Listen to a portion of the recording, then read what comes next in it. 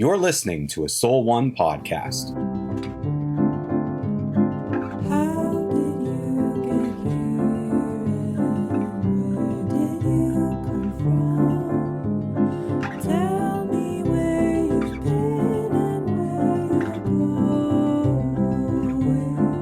My name is Mike Shepard. I'm a theater producer. I want to get to know my new community, and I've chosen to do this by sharing 1,000 meals with 1,000 artists.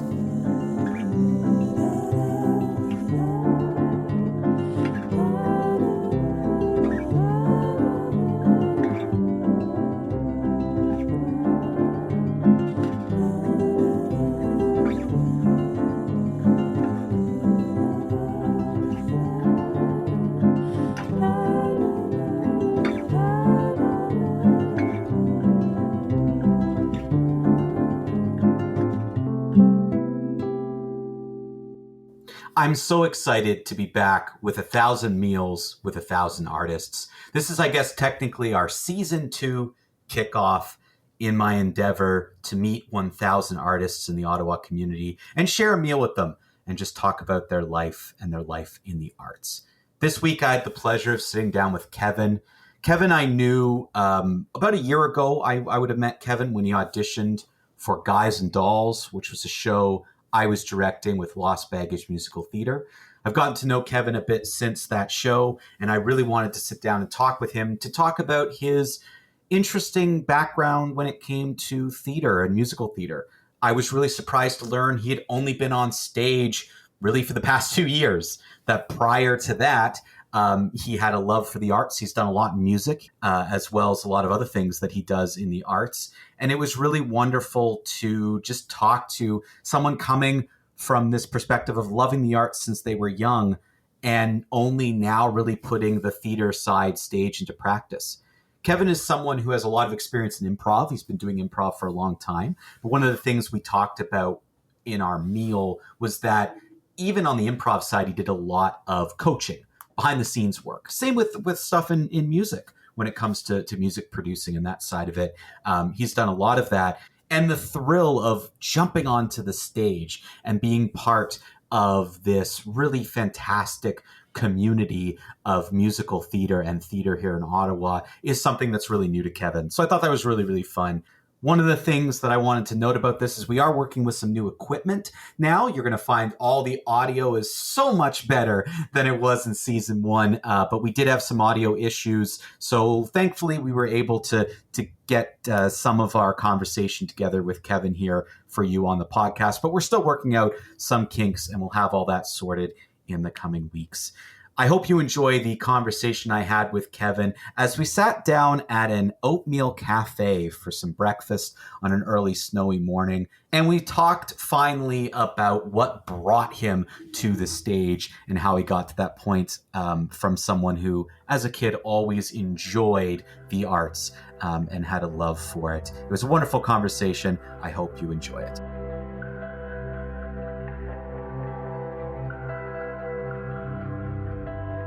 Hello, I'm Kevin Guerette. I'm a musician and music theater actor here in Ottawa. So tell me a little bit about your journey on the music side first. When did you first discover music? Well, I started playing piano when I was a kid. I really wanted to play guitar, but my parents, they said that, no, you need a real music education. I love the implication that guitar is not real music. You know, my parents had me do piano too. Probably for similar reasons. Well, since I've been through piano, and it's still a big love of mine, I can see where they were coming from. It's everything's laid out in a nice line. You hit a note, a key on the piano. It makes a nice sound. You don't have to tune it generally. So there are a lot of advantages to the piano that you don't have with guitar. Yeah. So that's where really my music education started. And you said it was like formal lessons though, like you were going weekly or a couple times a week kind of thing? Oh yeah. I was going weekly, Royal Conservatory style stuff. So learning how to read music, learning how to play the piano. But really, at the end of the day, the biggest takeaway, the biggest thing that I use all the time is reading music. I hated it at the time, loathed it even. But that is the skill that has stuck with me the most, probably. Being able to look at a sheet of music and read it. Right, right. The thing that you loathe the most, probably the thing that made it the least fun, is the thing that stuck with you all these years. I feel like that's a common theme among kids. Really? The thing you hate the most is good for you. You know, like how many kids hate vegetables? But they're good for you. Of course. And even as you get older, you develop like a love for them. Like there's just so many interesting things you can do with vegetables. You even like, I don't know. I just feel like you can cook up vegetables and you can do like a lot of different things with them. And as a kid, they're just these smelly, distant, weird things. I feel like that's maturity coming in. That's like when you're truly an adult, you know, Sure. when you can start to appreciate these foods that you hated as a kid, you know. Right. More so maturity than the vegetables That's right. changed. Because like vegetables to me are not the definition of instant gratification. Like you gotta work them a little bit. They can be delicious, but you know, Sure. I'm not a fan of eating raw carrots. No. But, you know, when I roast carrots and I put butter on them and salt and roast them with other stuff, like, oh man, good stuff. You put butter on anything, though, you're making an improvement there. I mean, all right, you caught me. It's really the love of butter. It's not the love of carrots. I just see you roasting carrots in a pile of butter, being like, "Look how healthy this is." Well, I won't claim that it's healthy at that point, but I will claim that it's good. Sure. Oh, it's delicious. Sounds. Oh, absolutely delicious. I mean, I'm one of those weirdos that will eat like I'm totally okay eating butter on its own. I know that's Whoa. I'm one of those weirdos. Whoa. Yeah. Wait, what? And so, first of all, there's two things there. One, that you do that, and two, one of those, there's a bunch of people who do this. I've never heard of people just eating butter. You know, like I'm hungry at a restaurant and the food's not there yet. They serve butter with bread. I can't eat the bread, Right. but I can eat the butter. And so I've kind of learned to indulge a little bit. And you enjoy that. That's a not out of starvation to survive. That's something you do out of enjoyment. That's something I do out of enjoyment. Yeah. Wow. You know, but I don't also, do it all the time. It's not like I'll wake up in the morning and go, yo, I could really use a spoonful of butter right now, and then go and do it. I'm so shocked. Like, I can't get over. There's other people too. Like, there's a group of butter eaters out there. This is like a thing.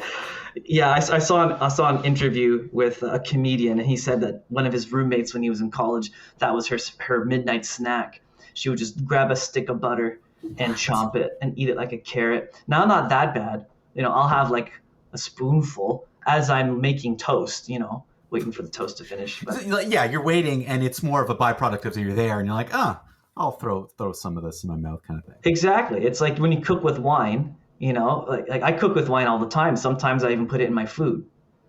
That's interesting. It's like that type of thing, you know? Yeah, I guess I get what you're saying. I can't think of a food that I just eat that. I guess sometimes I'll have like a spoonful of salsa without like a chip or anything, but I feel like that has a lot of stuff in it. Okay. Like yeah. So you're chirping me for eating butter, and here you are. There's no way that's equal. There is no way. I'm not saying I'm like, I'm putting my hand out and eating like a handful of salt. Like, yeah, butter is like. I have done that before too. I have done that before. All right. Well.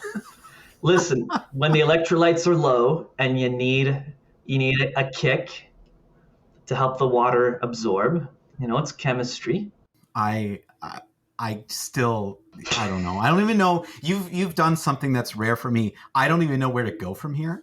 Because where do you go from butter eating? Like, I just don't even know. Well, you know, I blame my parents making me learn music. You know, I think it's twisted my mind in a lot of ways. That when the only way to cope is by eating butter. Okay, well, this is good. This is a good segue. When you say making you learn music, like before you took piano, did like little young Kevin love aspects of music otherwise, or was piano the introduction? No and no. I mean, before piano, there was singing for me, singing and dancing, okay. Which I feel is like my first love of music. just this naive, childlike joy that I got from singing and dancing. But Mike, I blocked that part of my memory out for a long time. Mm. I'm not sure if you ever had the experience of like reclaiming memories later in life. Sure, absolutely. And so what I described to you, that I acknowledge the joy that I felt as my first love of music was me singing the national anthem in school and me dancing in like a grade 3 or grade 5 art project or something like that. I had blocked that out for a long time. I'd forgotten that. And it's only in my recent adult memory that I remembered and realized, oh man, it wasn't piano. This joy that I felt in my heart and in my body was way before piano. So it was there before the formalization of learning an instrument. You know, I think that's kind of beautiful as well, because I think it speaks for where music really kind of lives in us. It's not in the instrument. It comes from within us first. Oh, absolutely. I think I love the way you put that too. Just that idea of it was a part of you. That joy and that love was there even before that practical, placement. Okay, now we're going to try to learn things. When did improv come along for you along this journey? Like when did that become a thing? Because also something that you revealed to me that is still shocking is you actually as a stage actor, musical theater performer, have only been doing that for like 2 years. But improv has still been part of your life well before that. So when did improv kind of be that moment for you? When did it come to play?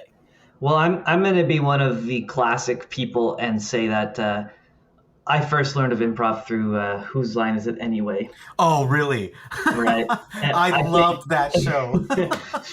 I think so many people were introduced to or exposed to improv through that show. It was one of my dad's favorite shows, and so watching it with him was a joy. It's the first time I felt like I really connected with my dad on like a humorous level. That's kind of a weird sentence to say, but I mean like connecting through humor, not like the connection was funny. Right. And honestly, Mike, I can't really tell you when the drive to do improv started. Like I can tell you where, and I can tell you the circumstance. I was in Hamilton studying entrepreneurship, looking to open up a coffee shop, and I was very bored. I was removed from my social circle. And I just had this thought one day. I thought I should look up improv in this city and just do classes. And that's what I did. And I started doing improv. And I mean, if you know anything about me, once I like something, I want to get great at it and then lead it. It's my Achilles heel, I think. Can we just back up a second? You were in Hamilton. Yep. Wanting to open a coffee shop. Yes. You got bored, did improv, and decided, I want to become a master at this, and just did it. And you're saying this so casually, as if this is just, this is how people do things, right? That's pretty unique and interesting, Kevin. Like that's really cool that you did that. I guess I'm saying it passe because, how do I put this? Struggle isn't the right word, but one of my habits was finding something that I like doing, going at it super, super hard. It becomes my whole life. And then after a certain amount of time, I drop it. I kind of lose all interest in it. Oh, interesting. Now when I was younger, I would consider that a flaw, like a fatal flaw in how I was wired. I almost couldn't help it. The amount of boredom that I would experience from stuff after maybe either a month or after a couple of years or stuff like that. So I'm saying it casually because I had been through that song and dance so many times, like it wasn't unique to improv. Although fun fact, I stuck with improv and COVID killed it. It wasn't my boredom. COVID killed all the performing, all the drive for it. For like 2 years, it was completely off the. I just disconnected, and then I had no desire to connect into it again. So that's why I say those things casually. Nowadays, I know myself a little bit more, I'm able to adult a little bit more. And so Hmm. that's where my improv journey was. That's how we got into That's improv. really Yeah. interesting. Yeah, like that's really cool. And you said to me before that it was a lot. You've done a lot of coaching Yeah. in improv as well. It's not just you performing it. You've coached and been a team leader in improv for a while. Yeah. Yeah. Mike, I've learned that one of my talents, one of my skill sets is to take a lot of information, to take a complex, especially creative, a complex creative act, a skill, learn it, figure out the best way to teach it and to convey it, and then facilitate that for people. Uh, so that's just what I'm good at. So my brain is wired for it. That's a great skill to have, and I think a rare one. Like I think it's very tough to communicate certain aspects of arts such as improv to be able to teach and facilitate and direct and guide others. I think that's a rare talent. I think that's really Well, cool. thank you. I'm realizing the older I get that is more rare. What it does mean is that I don't become a master at any of those skills. It means I'm not going to be the poster child. I'm not going to be like the Rembrandt of improv. But what it does mean is that I know enough and I can help people find whatever it is, their joy, find their confidence, help people be more themselves, be more creative.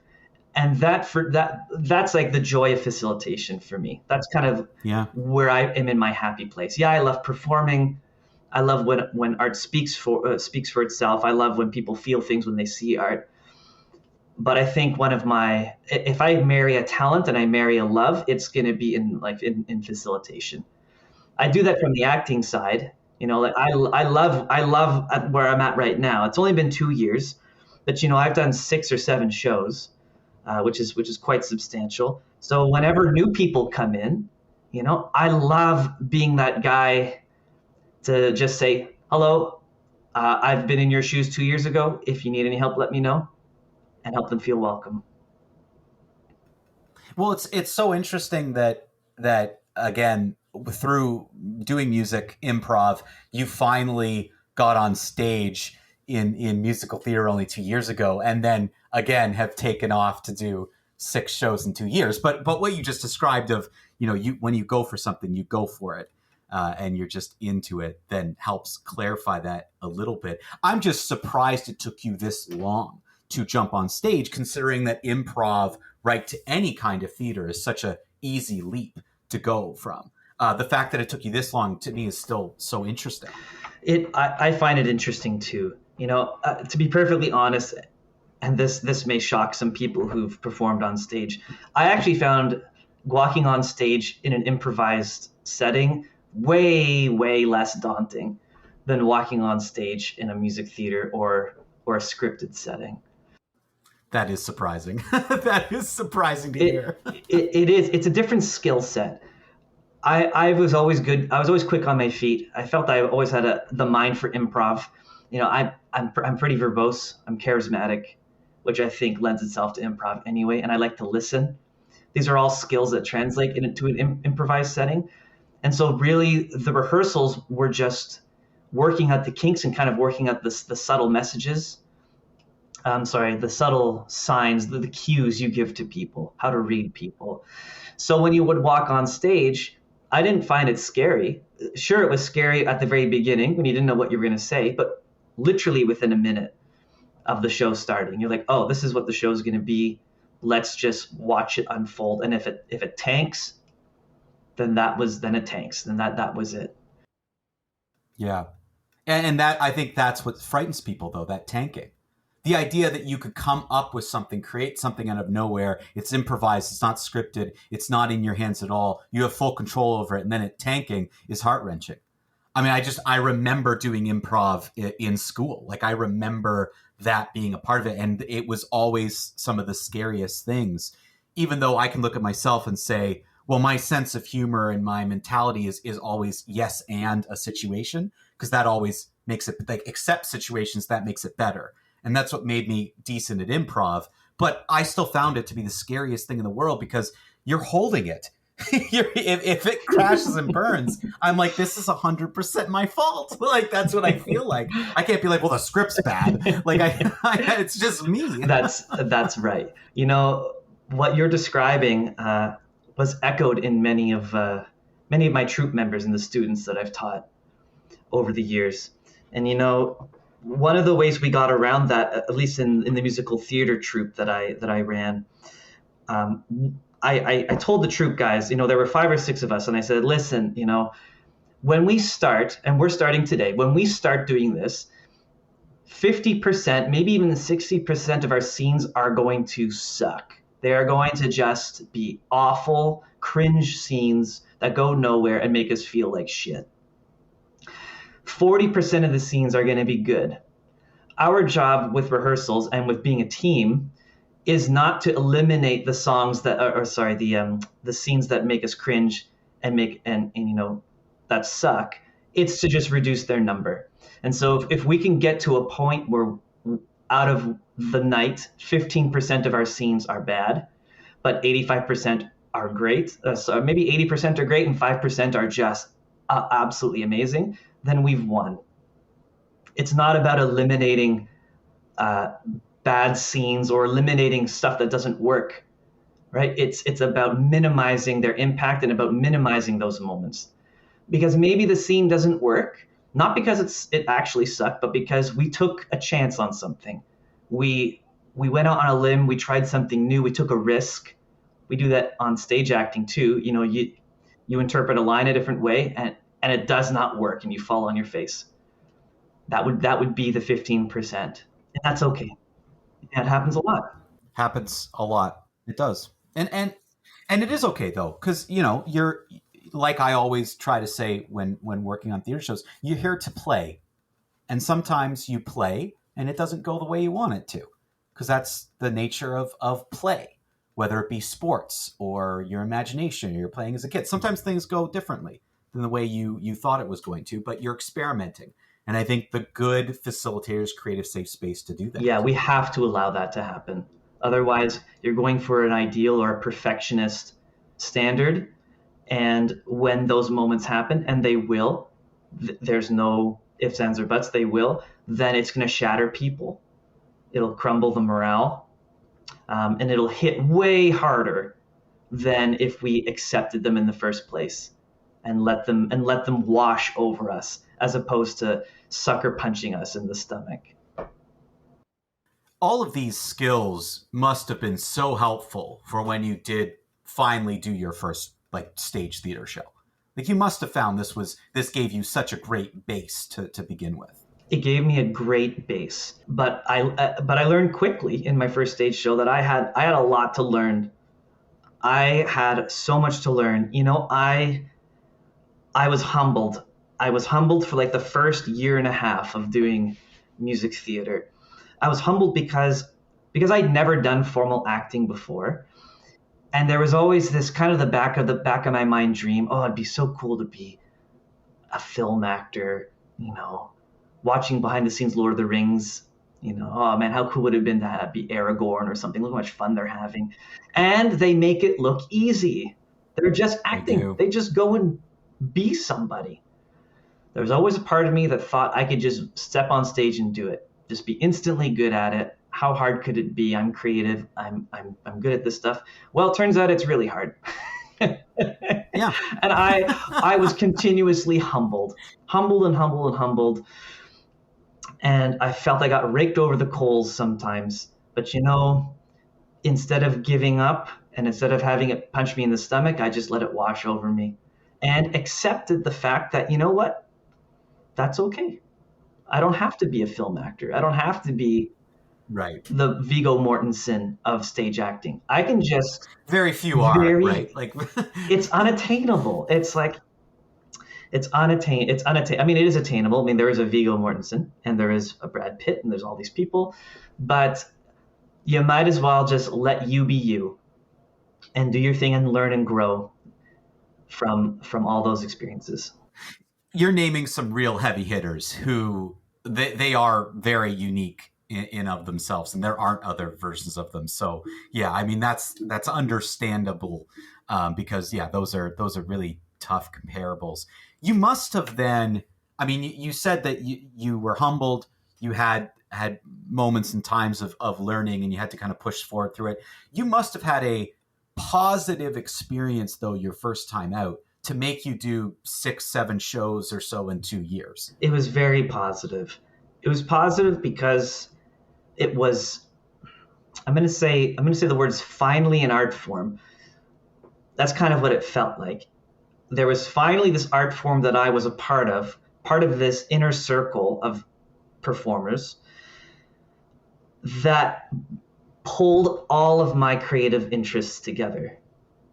It pulled my love of singing, my love of music. I was able to use my reading, my music literacy skills, my love of facilitation, leadership. I love socializing, love of acting, love of being on stage. Just it pulled everything. And that's how it still feels today. It feels like when I'm a part of this process, I'm like along for a ride. There's this galvanizing, this welding that happens with the cast members. I love this moment. I'm going to digress a moment. It's like when the read through happens for the cast, and we're all separate people, and there's this feeling of awkwardness. And then as we're rehearsing, oh, are we going to fit in? Are we going to mesh? Is this going to happen? But by the time we move in and we start doing dress rehearsals, it's like we're a unit. And it's like we've all gone through this collective evolution together for the singular purpose of everyone being creative, of creating this one thing, and then we get to perform it. And it doesn't overstay its welcome. Yes, it sucks when it ends and we all fragment and go away, but that's part of the process. And I feel like that's a healthy part of the process too. I agree. I feel that stepping away and ending is a very healthy part of that process. But the way you very eloquently just described that is exactly, I think, why I am drawn to theater, and why many people are drawn to theater and even musical theater, because of the connection of all these different art forms. I think in a way that I've never been able to express it as well as you just did. I think you just really explained that thing that captivates people and brings them together, that journey for a several month period where months on end you're doing the same thing. It almost identifies and becomes part of who you are. It becomes ingrained, and then it goes away. Like it's gone. And I do think that leaving it behind and moving forward is extremely healthy. Actually, the unhealthy things I've seen in theater is when certain groups in a cast try to continue this process and stay together and connected in the same way, where it's like it is different. Things do kind of change and shift from there. But yeah, that was a very, I think anyone listening who knows musical theater will just go, wow, Kevin, that's exactly it. Like, that's exactly why we love it. But maybe I think you're such a unique perspective, because you have almost developed and grown as an artist in other ways before going on stage, which I think, you say there was a lot of challenges and unique things that you had to kind of work through. I feel like there was also a lot of cool perspectives you brought to the table that is different. So that's how I look at it. Well, one of the advantages of starting things, diving in wholeheartedly, and then quitting really quick is that you get to taste a lot of different things, and you realize that at some point, all those different things you tasted, all those different worlds you touched, you can synthesize into you. You can synthesize into your art, and you draw on everything you've done. And that might be an advantage for an actor or for any performer, is just the more life you experience, the more you can draw on. It's, so there are certain problems that happen on stage that the younger cast members, it's like pandemonium. It's world ending. But for me and for maybe some of the other older cast members, like, oh, we've been through it. It's okay. Like this is not a big deal. And both perspectives, I think, are always welcome Of because, course, of yes, I course. think I think there's something to be said about experience. I just recently had an experience where I was working with someone, planning and managing and doing a setup for an event, and little things were going wrong. And because they hadn't, they were a little more inexperienced, they hadn't done some of these things before. They were panicking in a way where I was just like, "Oh no, this is nothing. This is easily solvable, not a problem." But then, and vice versa, their love or experience of the event that we were watching, which is like old hat to me. It's like, yeah, you set up an event, you watch it, whatever. But I'm too close to it. And so a new, fresh perspective reminded me of like, it is amazing when these things happen. You forget about it. You do it so often, it becomes second nature. But every time I work with someone new in theater or arts, there's this appreciation I regain for, what, this is tough. This is hard and it is special. And sometimes I think the more experience we get, we do forget some of those things. Yeah, it's nice to be reminded from time to time. And you're right. Yeah. All the perspectives are valid. 100%. It's just how do we handle it? Like how does it hit us? Mm-hmm. And I think you bring up a really interesting point about that getting a taste of everything. Both can decide what you like and what you don't, but also I like that idea of like you're forming this person out of all these different experiences. And to me, I would look at that and say, well, it's easier now for you, Kevin, to go back to anything that you really enjoy. Maybe the acting bug will wear off for a bit, but then 10 years later, you'll jump back into it and you'll be on a different footing than when you were the first time you jumped into it. That often happens. Um, After a certain amount of time, I'll go back to an old hobby, and I'll pick up right where I left off. The only thing that has really been the consistent through my whole life that I have not stopped would be music in some form or another. mm-hmm. Whether it be like piano, I go through phases. Um, Singing, I go through phases. Music production, I go through phases. We all go through phases, but music has been the through line. It's always been there in the background in some form or another. And what do you think is next for you? Like what's the future look like right now for Kevin when it comes to the arts, wherever it be in terms of your continual love of musical theater, going into that, keeping music a part of it? Like, what do you think the next 10 years or so are going to look like for you? Woof, 10 years. Well, maybe not 10, to get stuck on the 10 number, but a significant amount of time. Do you see yourself continuing in all these things? Do you see yourself focusing in certain areas? Well, like, what do you think? It's hard to say. It's hard to say because I don't know if in 5 or 10 years if I'm going to move on to something different. At the moment, I'm very much enjoying my time here in music theater land. I've learned to not fill my plate to the absolute brim. I've learned how much music theater is compatible with the life that I want to live. Like last August, I was doing 2 shows at once, and that was really hard. And it wasn't just hard physically and mentally. It was challenging on my relationships and challenging on the amount of energy that I needed to give into it. Yeah. So to answer your question, currently I was given a lead role in a musical, The Prom from Suzart, or the Suzart production company is going to put on, and it's the first lead role that I've got since I started doing this. So my focus is going to be on learning the most I can from my first time as a lead, possibly getting another lead role as well. But ultimately, I can easily see myself going into the facilitation side. So whether that be vocal directing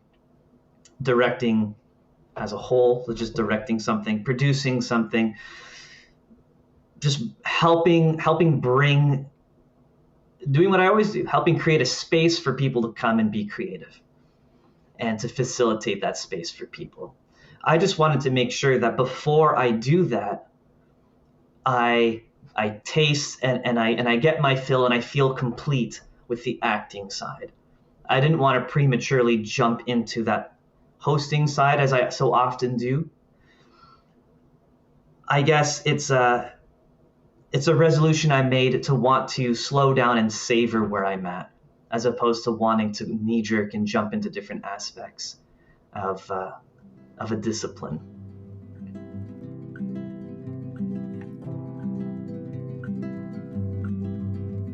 A Thousand Meals with a Thousand Artists is a project of Soul One Arts, Inc. Produced by Michael Shepard and Zach Porter. Edited by Zach Porter. Original music by Savannah Shea. Thanks to this week's artists and the local Ottawa restaurants who host us and support the work that we do. For more information on A Thousand Meals and Soul One, please visit our website at www.soulonearts.ca. If you're an artist and you'd like to be on the show, please connect with us on our website to book your own meal. Thanks for listening.